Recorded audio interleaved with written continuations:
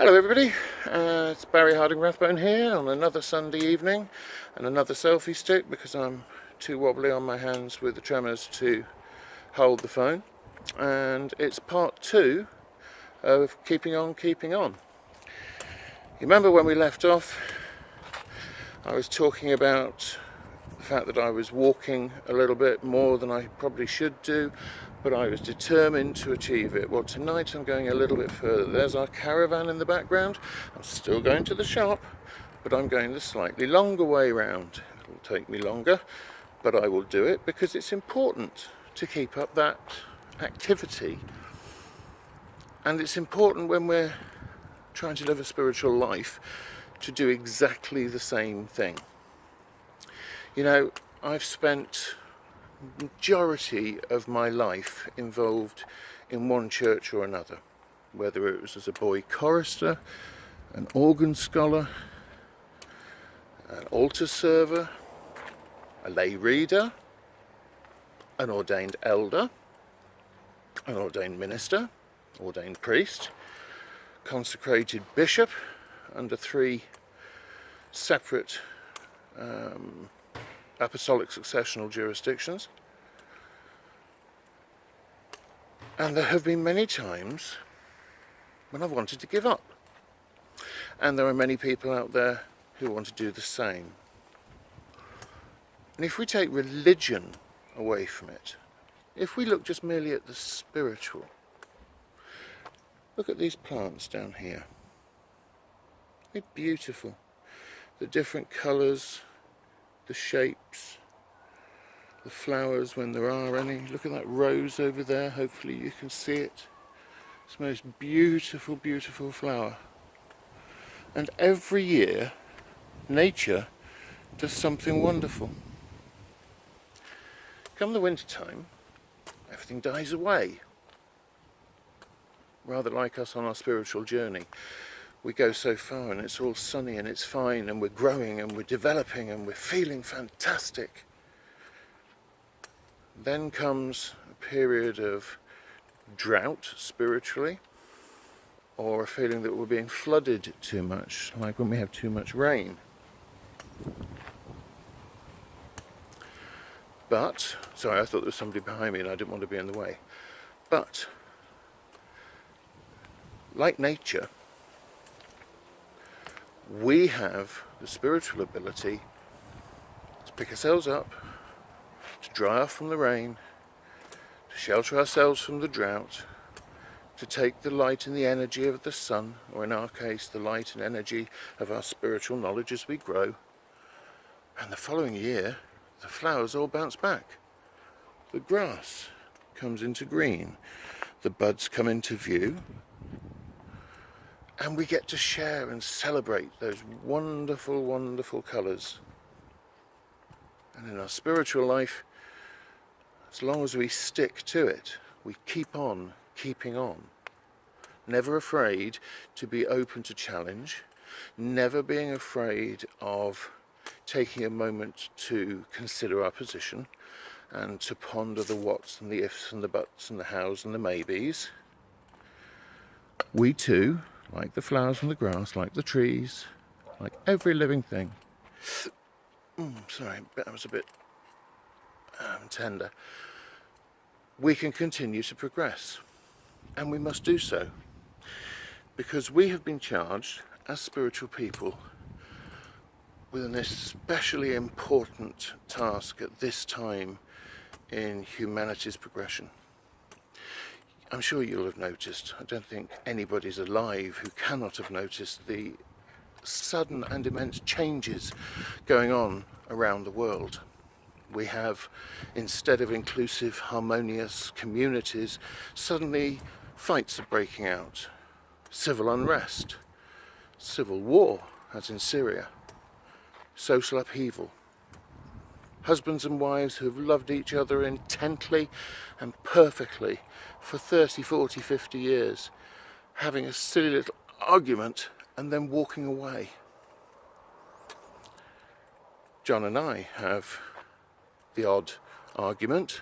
I don't think there's a couple in a loving relationship who doesn't at some point. There's always going to be something that makes us feel aggrieved or disconnected or in some way miffed. That's a good word. Let's use miffed. And it can lead to an argument.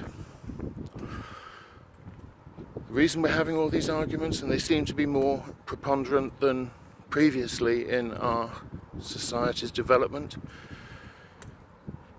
is that we are going through a time of spiritual change, of philosophical angst.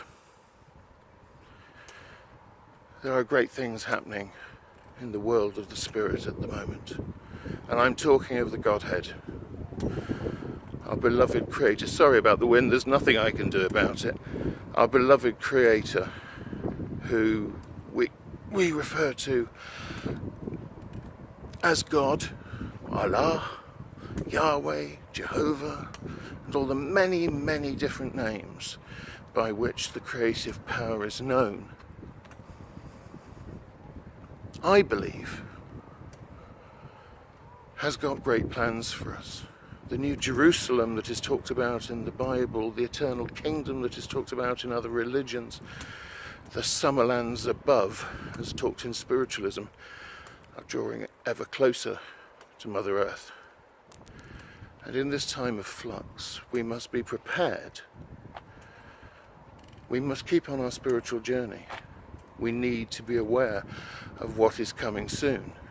And I have been instructed, as I said in the previous video, to prepare to be overshadowed, to allow two of the masters of the divine hierarchy to speak through me. This I consider a great honour, of course, but it's also a very onerous task. I know there are many people out there who will laugh and say, "What a load of rubbish." Well, you can do so if you wish. My faith and my spiritual journey is absolute, and I will, even if I have to sit down here for a minute, I will keep on keeping on. I will continue broadcasting these messages. I will continue my ministerial work in the local community and as an advisor and mentor to our many spiritual ministers and clergy around the world within the CSJ, and to anybody who will listen, because that's my job. That's what I'm here for. God has decreed me to have a mission to teach, to inspire, but also to continue to learn, because how can I teach and inspire other people if I don't continue to learn within my own journey? And so must you, whatever your path. I'm not telling you all have to follow me. I'm not some new messiah. This is just common sense advice. Whatever your faith, whatever your belief, whatever your religious path, you must never shy away from learning within it. Because it is by that continued and sustained study that we develop and advance as human beings. Don't be afraid to challenge the status quo either. But don't just settle for the status quo. Don't say, well, here I am, I've been to Bible study, I've learnt my Quran, I've read the Bhagavad Gita, I've done a bit of mediumship development, and now I'm going to go out and earn tons of money, and forget all about the philosophy that underpins and guides each and every one of us. There may be new philosophies coming. There may be different approaches that challenge us and make us feel uncomfortable. But by being uncomfortable, that's merely a sign that we need to continue to learn. So never give up, my friends. Keep on keeping on. And until we meet again, may your journey be filled with brightness, your soul with joy, and may your happiness be developed as your learning and your knowledge increases. And as it increases, may you also grow to inspire others by your actions and deeds. and until we meet again, namaste. Oh, by the way, if you like it, you know, hit the buttons, press the bell, bang the gong, leave a message, please. We need your messages so we know what you think of what we say. And also, we really, really need your subscriptions. It doesn't cost anything to subscribe, it just means you get the first look.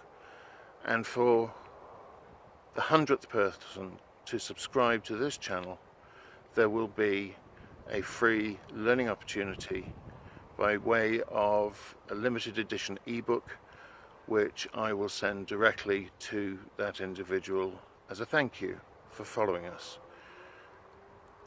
Please do it by the end of August. That's when the competition expires. So until we meet again,